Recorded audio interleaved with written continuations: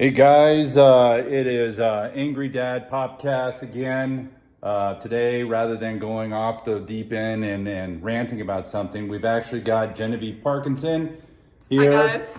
and she's going to be giving us an update on week 2 of the UF100 project, the Cicero project. Some heavy stuff going on there. So let's sit down and talk a little bit about this. So Genevieve, well, why don't you tell the viewers a little bit about what is this thing? This speech encryption thing? Why are you doing it? So we went off the deep end, went 100 years in the future. We're at 2130. We're imagining that we have these neurolinks in our brain and we have privacy activists coming forward and people concerned about speech privacy and the government listening into your conversations or eavesdroppers. And so we created Cicero, named after a Roman philosopher, which is a speech encryptor. So we're gonna jump into some challenges that we faced in this. Yeah, cool. All right. Well, yeah, let's talk about challenges other than the whole, robots and stuff in the future. We're talking about, 100 years in the future. Yeah.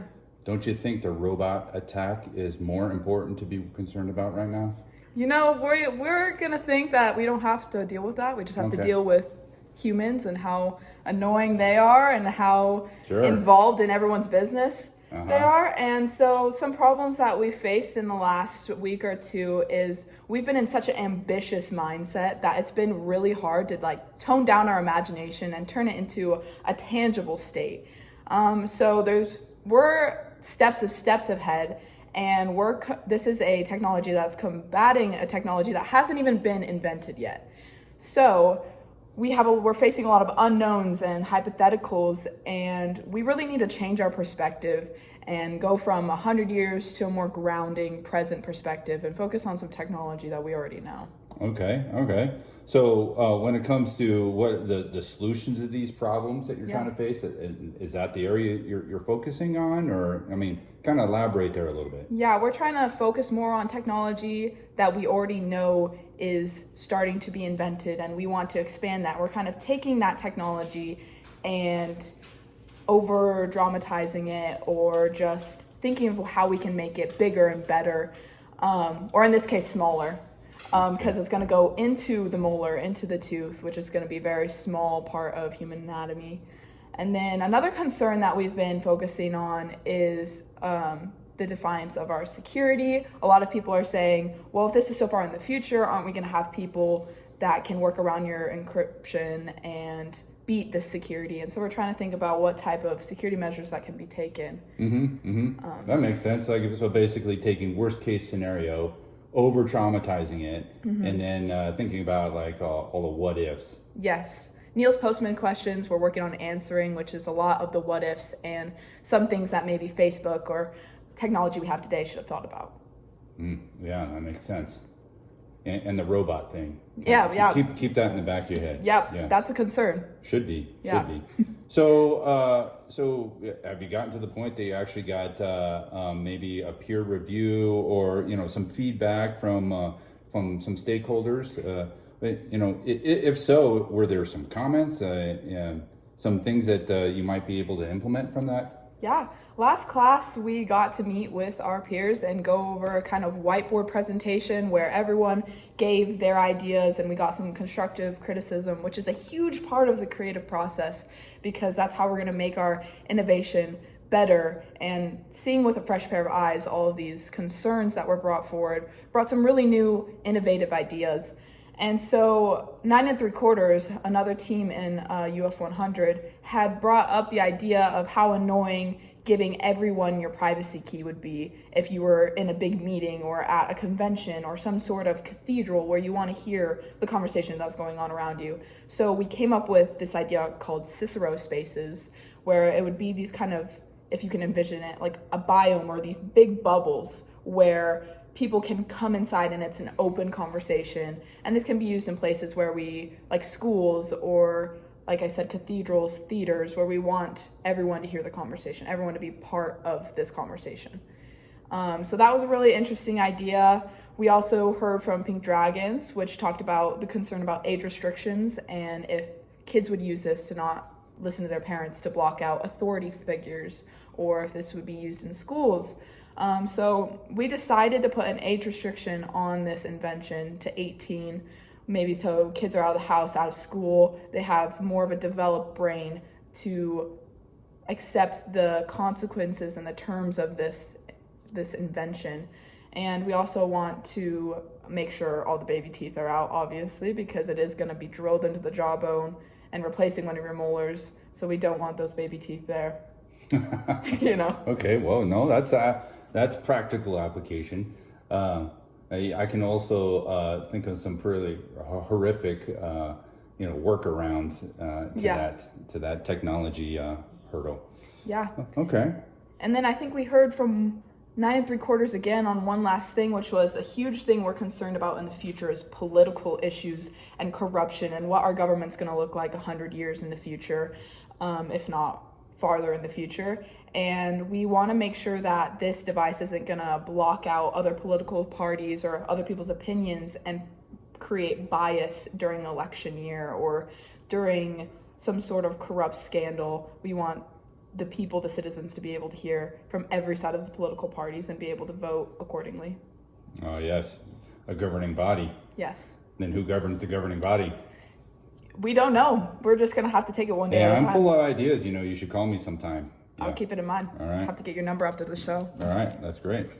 So, a young group of inventors. You guys are all pioneers in your own right. A couple billionaires there on your team.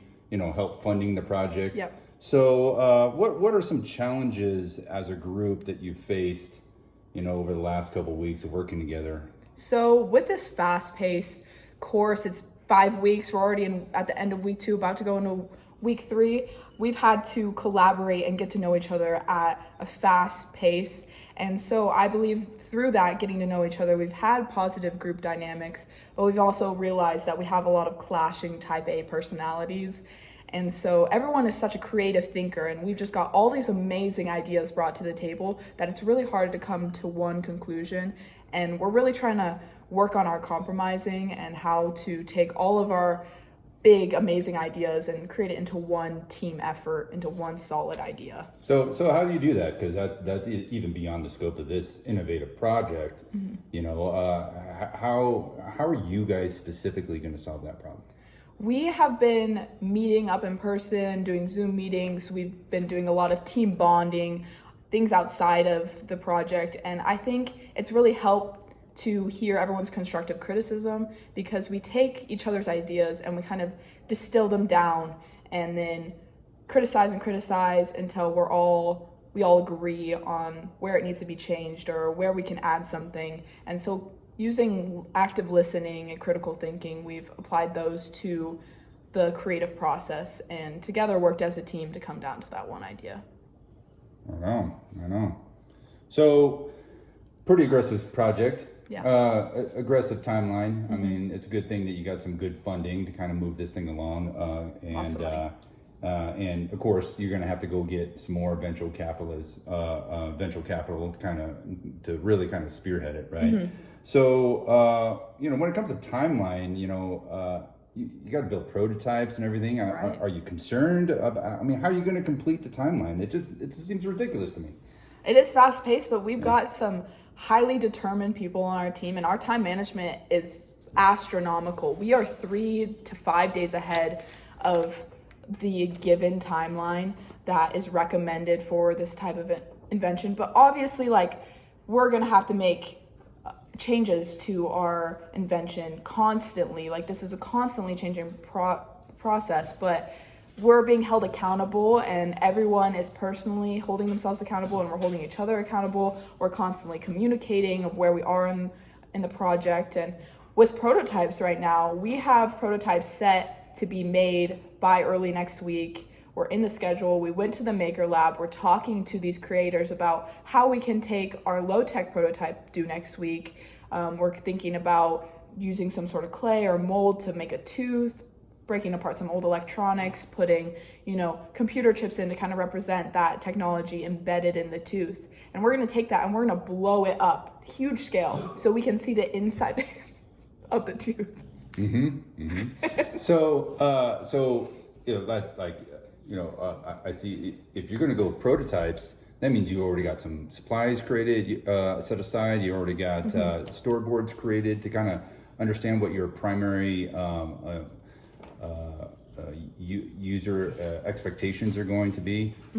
So have you scheduled preprints and everything? Yeah, Trey has gone up, and he's kind of been our supply guy, and he has so many connections that it amazes me. You can just ask him to grab something, poof, there it is. And so we talked to the Maker Lab, and we got scheduled for 3D printing and for some really cool machinery they have up there, and we're going to see how we can use all these different machines to create a full scale so we can kind of see in more detail what this could look like. And then the storyboards are kind of an idea for our Kickstarter video that we're going to present at the end of the course, where we're going to basically take our idea and film this video around it and how it's going to be used and how it's going to be implemented. And we're going to start filming this next week towards that, and their storyboards have been drawn out by Dakota. She's a great artist, and we're going to write director's notes. We kind of struggled originally with the storyboards because we had 7 interviews, maybe the same picture of just different characters, and we wanted to take that after talking in class about these storyboards and kind of bring more ideas about what could be in our Kickstarter video, like me interviewing some minority families and Trey interviewing a anti-government person in an alley. We're thinking about representing those Cicero spaces in a sort of cathedral, and bringing kind of what we envision our product to be in 2130 and see what it's like 2022 and see what the future could look like. It's really impressive. Actually, the fact that you're even considering like individual personas and even from an ethnic and socioeconomic perspective, it's real innovative and forward-thinking for the group. So congratulations. Thank you. Look forward to next week and hearing what the future brings on your team. So is there any parting comments you'd like to share with our users out there? I just want to say that so much time and commitment and energy has been gone and put into this process, and I'm really excited to see what the final product is, and I'm excited for you guys to see it. So stay tuned for next week. Right on. Thank you for having me. Right Bye. on. Thanks, Genevieve Parkinson, for joining us. Hey, next week we talk about the dangers of the Pringles can. Stay tuned. Stay tuned.